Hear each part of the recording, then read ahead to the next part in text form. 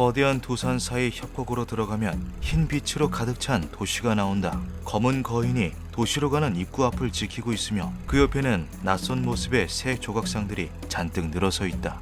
도시 안에는 흰색 빛의 호화로운 건물들이 늘어서 있고 길에는 야자수가 가득하다. 맑은 빛의 샘이 도시에 가득 흐르니 여인들과 아이들은 그 물에서 놀거나 몸을 씻고는 한다. 나를 극진히 살펴주는 듯 했으나 도통 그들이 하는 말의 의미를 알 수 없었다.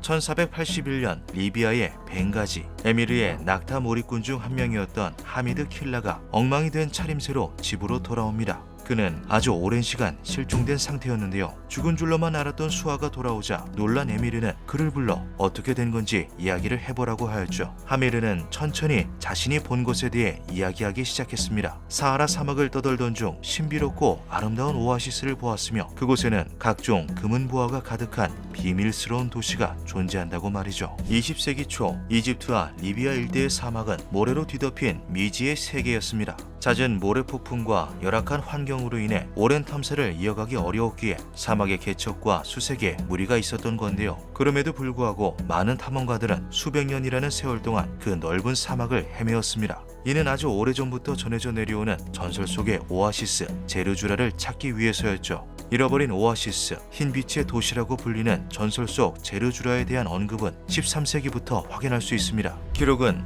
인도 케랄라주 파얌 지역의 관료 알 나불씨가 남겨두었다고 하는데요. 해당 문서의 원문이나 내용은 현재 정확하게 알려져 있지 않죠. 하지만 최초 언급을 시작으로 제르주라는 이후에 다양한 국가, 문헌에 등장합니다. 옛 모험가들의 지침서라고 불렸던 키타브 알-크누주에도 제르주라에 대해 설명이 나오는데요. 키타브 알-크누주는 이집트의 숨겨진 보물과 전설에 관한 기록들을 모아둔 저자와 연대가 불명의 중세 문헌입니다. 이 신비로운 가이드북에는 어떻게 비밀의 도시로 들어갈 수 있는지에 대한 지침에 대해 적혀 있죠.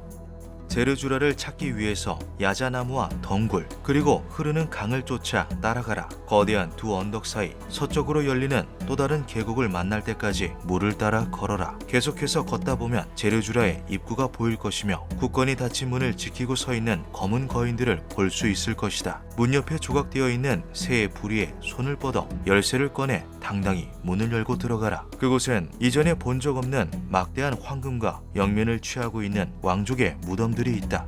사하라 사막 어딘가 위치한 수백 년 동안 드러나지 않은 전설 속 도시. 이러한 기록들을 접하고 큰 흥미를 느낀 인물이 있었습니다. 그는 헝가리의 항해사이자 사막 탐험가였던 라슬로 알마시였는데요. 이 놀라운 유적에 매료된 그는 직접 제르주라를 찾아 떠나기로 합니다. 1932년 알마시는 제르주라를 찾기 위한 원정대를 꾸려 본격적인 사막 탐험에 나섭니다. 원정대에는 영국의 왕립 공군 장교이자 제1차 세계대전의 공중전 영웅 휴버트 존스, 포병 장교 출신의 전문 측량사 팻 클레이튼 등 각 분야의 최고 전문가들이 포함되어 있었죠. 그들은 이집트학의 아버지라고 불리는 존 가드너 윌킨스가 1835년 남겨둔 제르주라에 대한 묘사를 토대로 위치를 좁혀나가기 시작했습니다.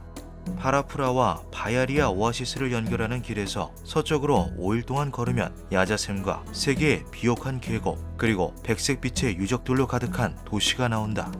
그들은 자동차에 정찰용 비행기까지 활용하여 사막 수색을 진행하였습니다. 한참을 돌던 그들은 남서부 구석에 자리한 길프 케비르 고원에서 녹색 초목이 있는 계곡 두 줄기를 발견하게 되는데요. 그 형태는 고문원에서 설명하는 제르주라로 향하는 길목과 매우 유사해 보였죠. 알마시와 원정대는 머지않아 전설 속 고대 도시 제르주라에 닿을 수 있을 것이라 생각하였습니다. 그들은 지상으로 내려온 뒤 계곡을 따라 이동하려 했는데요. 예정보다 길어진 수색으로 인해 물자와 연료가 모두 소진되었고 결국 탐험을 중단할 수밖에 없었죠. 그렇게 첫 번째 여정은 실패로 돌아갑니다. 하지만 알마시는 좌절하지 않았고 다음해인 1933년 원정대를 다시 꾸려 제르주라를 찾기 위한 2차 여정을 떠납니다. 그 사이 알마시의 1차 탐험은 어느 정도의 유명세와 관심을 얻었고 당시 이집트 술탄의 아들이었던 카멜 엘딘의 후세인 왕자의 후원을 받기도 하였죠. 탐험에는 이전에 참여하였던 휴버트 존스가 재차 비행 임무를 맡았으며 높아진 관심에 부응하여 몇몇 국가의 여행 작가와 사진 기사들도 동행하였습니다. 그는 이전에 발견했던 길프 케비르 고원 사이의 계곡으로 향했는데요.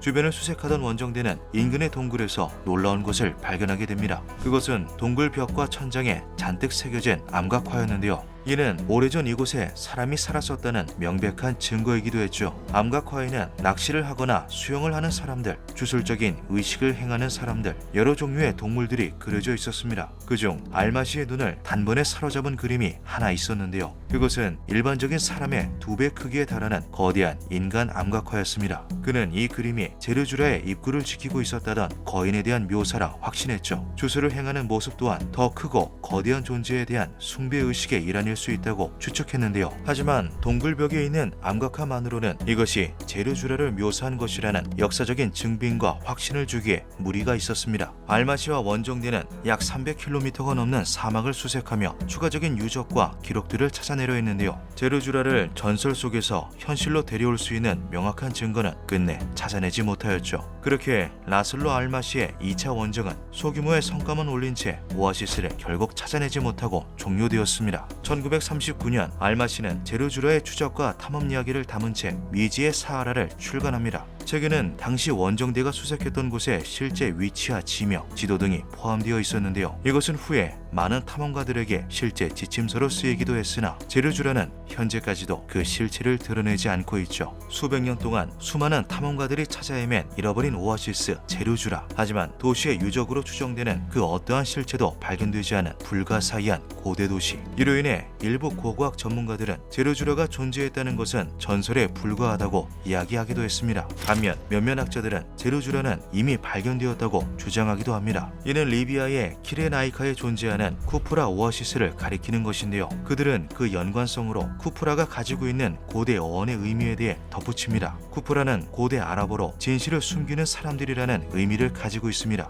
일각에서는 그들이 숨기고 있는 진실이 바로 전설 속 제르주라에 대한 비밀일 것이라고 이야기하였죠. 실제로 1879년 독일의 지리학자이자 탐험가였던 게르하르트 롤프스가 남긴 쿠프라 오아시스의 목판화를 살펴보면 흰색의 거대한 건물들이 묘사된 것을 찾아볼 수 있는데요. 쿠프라는 옛날부터 야자수가 많기로 유명한 오아시스이기도 했죠. 제르주라는 어쩌면 쿠프라 오아시스를 가리키는 것이었을까요? 제르주라는 여전히 이집트 유일의 미발견 오아시스로 남아 있습니다. 과연 검은 거인들이 지키는 백색의 도시, 흰 새들의 오아시스라고 불렸던 고대 도시는 실존했던 걸까요? 아니면 이 모든 것은 그저 사막의 신기루에 불과했던 걸까요? 광활한 사하라 사막 속에 묻혀있는 전설의 도시 제르주라. 그 진실은 아직 밝혀지지 않고 있습니다.